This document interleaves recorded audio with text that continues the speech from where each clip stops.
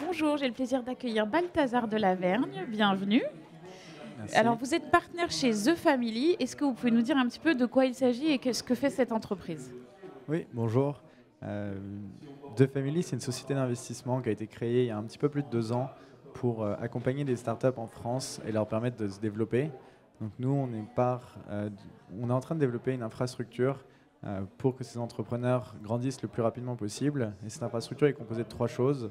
D'éducation, donc un accès à des personnes, à une communauté et à des formations autour des points clés de l'entrepreneuriat. Une deuxième chose qui sont des privilèges que l'on a négociés avec tous les prestataires de services des startups. On a des réductions sur de l'hébergement en serveur, sur des avocats, des comptables, tout un tas de choses. Et la troisième chose qu'on fait, c'est aider ces entrepreneurs à lever des fonds pour qu'ils aient les moyens de leur ambition. On fait ça sur la durée et on accompagne aujourd'hui un petit peu plus de 200 startups. Vous interveniez ici là, sur une keynote qui s'intitulait « Comment insuffler l'esprit de start-up dans l'entreprise ?» Alors, si on devait redonner ici les grandes lignes, ce serait quoi? L'idée, c'est qu'aujourd'hui, la disruption arrive, on en parle tout le temps. Les entreprises ont peur de se faire uberiser, comme le dit Maurice Lévy. Et pourtant, ces grandes entreprises n'arrivent pas à innover de façon radicale. Elles innovent de façon incrémentale, elles optimisent, mais elles n'ont pas ces nouveaux vecteurs que sont le numérique. Et dans cette keynote, le but, c'était de montrer que les grands groupes ont en fait tout pour réussir. Ce qui leur manque, c'est l'entrepreneur, c'est cette personne que l'on met dans les bonnes conditions pour réussir.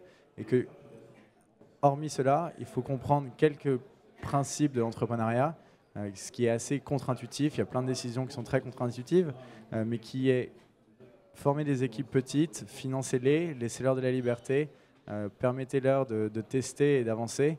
Et ensuite, elles grandiront, elles trouveront un usage auprès d'un client.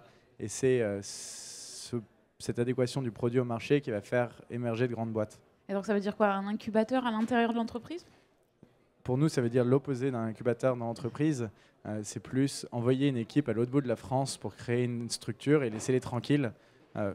C'est pas accueillir des gens de l'extérieur, c'est vraiment créer des startups et mettez un tampon entre vous et la startup pour que celle-ci vive dans un écosystème sain, qui n'est pas le jeu de contraintes auquel est soumis un employé normal dans un grand groupe, mais qui lui permettent d'avoir la liberté de travailler et d'innover pour que son produit touche son marché. Est-ce qu'on a des exemples d'entreprises qui ont déjà fait ça et qui ont réussi? Oui, par exemple, Nespresso a été créé à l'extérieur de Nestlé. Donc il a été envoyé vraiment de l'autre côté de la Suisse, seul avec 2, 3, 4 personnes et du financement. Et il a créé Nespresso. Donc, effectivement, c'est un exemple à suivre. Merci beaucoup. Je vous en prie.